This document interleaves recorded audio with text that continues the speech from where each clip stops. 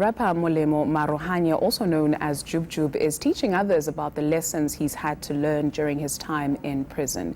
His new show, Uthando Noxolo, is about mending broken relationships and learning to forgive. And that's exactly what we'll be talking about this morning. He joins me in studio. Happy Saturday, and thanks for joining us. Thank you very much. Happy Saturday. Let's talk about the show. So what have you been up to? What is it about? The show is basically about forgiveness.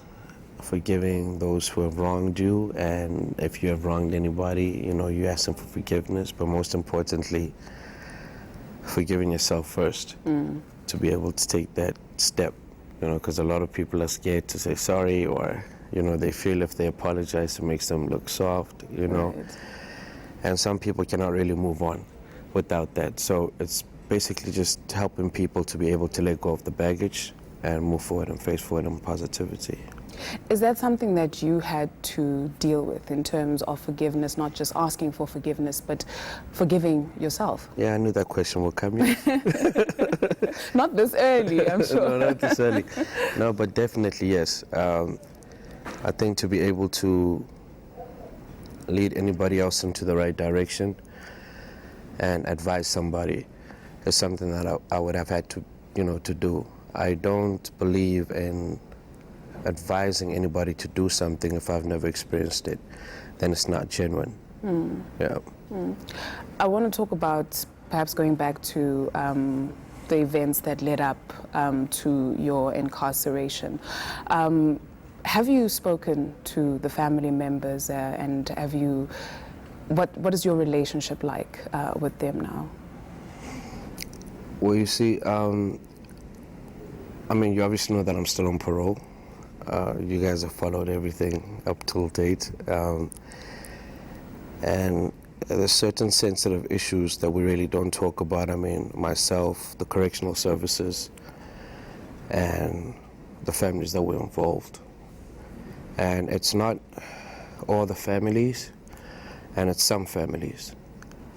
And as well, I think how I also relate to the show is the sense that in my situation, it was not all the families that, because everybody was called to come through for me to apologize, and I did that when I was still behind bars.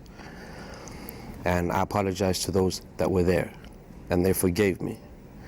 And those that did not come, it made me realize as well that people heal in a different way.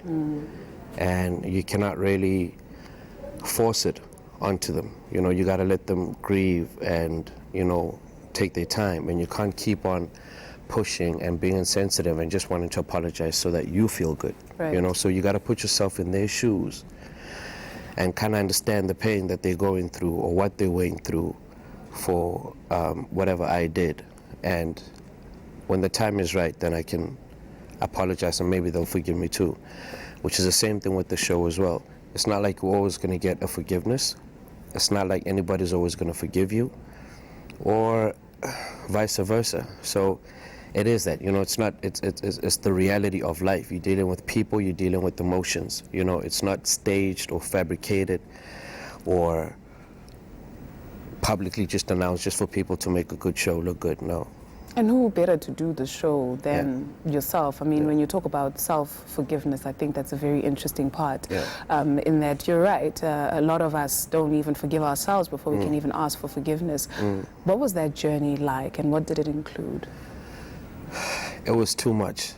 It was too much. A part of me died when I was inside, and I'm a completely different person in terms of what I had to live with for the 4 years that I was incarcerated, and coming out and having to deal with it and face a community at large, not knowing how they're going to accept you, not knowing how they're going to receive you. So having to deal with that, I had to deal with my own demons first, and it was really a lot, because it's not only myself here, my family is also involved, the families of the deceased are also involved, the community. But I've come to terms with the fact that what is most important right now? Most important is only Jub Jub and the victims. Nobody else matters, So I get it a couple of times where people say, no, but it's important. It's important that you talk about it. It's important for who? For who? because y'all were not there. You know, it's between me and the victims. What they went through, what they lost, what I went through, claro.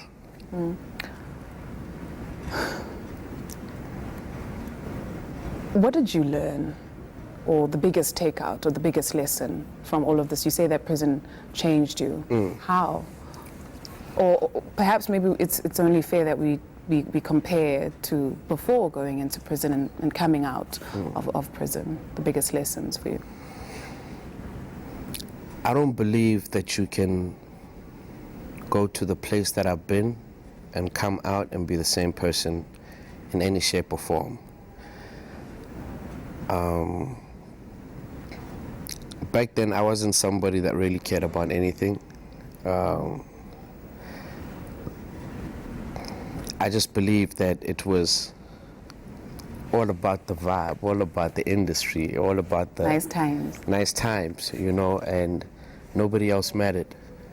And you get to realize that there's other people in Mhlabeni, and you know, you learn to appreciate every single thing, you know, and knowing not to judge somebody, I think, is the biggest value for me. No matter where they come from, who they are, what their occupation is, what they do, because you never know what's going to happen tomorrow, you know. So learning to live with people, you know, and breathing the same air. You know, there's this whole rich and poor thing going on, and people don't think that, you know, you're on the same wavelength or same scale. At the end of the day, when you die, we're all going into the same ground, you know. You're getting buried in the same coffin or casket or whatever. You leave all your riches aside. So knowing to be humble. Prison made me really humble. Humble. Very. Even if I did not like it. Even if you didn't like it. Yeah, of course, of course. What are the everyday things that changed for you? Like, I think maybe when you think of incarceration, you just think you won't be able to see your family. But I'm sure there's more to it than that. What is it that first hit you when you were there? My freedom is taken. And when my freedom is taken, there's nothing really that you can do. And nobody wants to live and breathe and sleep when somebody says, now you do this, now you do this, now you do this. I came from a world where I had to decide on my own what I'm doing for the day, to moving into a situation where I'm told when to eat, when to sleep, when to play, you know. So it was all different. It was all different, but it made me stronger, you know. Yeah, it really did. What are you hoping people will learn from the show? I really hope that people get to look at the show for what it really is and learn and understand that there's a time for everybody, and there's a time for people to forgive, and there's a time for people to listen. And a lot of people, you know, I like to believe that this job that I've been given, it's not from the production house, it's not from anybody, but I think it's part of my purpose, because now I'm having to move every day with now baggage. You know, I've crossed, I went to jail, I did my time, I came out. Now I must carry people's baggage, you know, and people telling me their problems day in and day out. And now I need to go and meet whoever they offended. You understand what I'm saying? So it's a lot for me, and I'm still going through therapy for that, because every story that you hear is bad and it's very deep, you know. So it's very taxing for me too, you know. So people just need to know that forgiveness is very important. I don't think anybody wants to continue living their life with baggage. And for me, it makes me feel good sometimes, because when I put my head to rest, at least I know that I saved a family, or I put a smile on somebody's face, or I mended a family that was just about to break.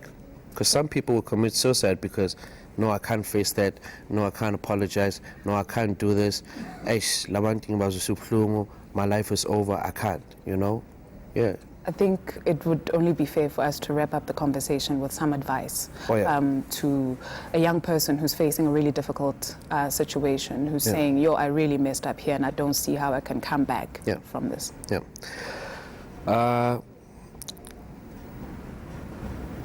Through the motivational talks that I do as well, I have noticed a lot of youth suffering from the drugs, alcohol, banking school and stuff, and a whole lot of those youth have offended a whole lot of people.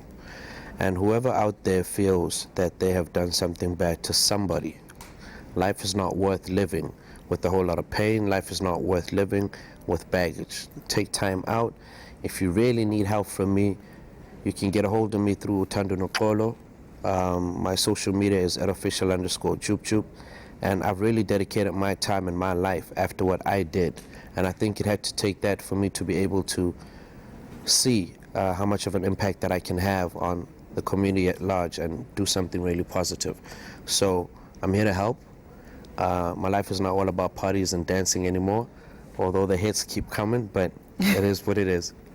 You have to filter out the nonsense, I guess, sometimes. essentially. Thank you so much for joining us this morning. That was hip-hop star Molemo Maarohanye, otherwise known as Jub Jub. His show will premiere on Sunday, the 20th of May on DSTV channel 157 on Umoja Love.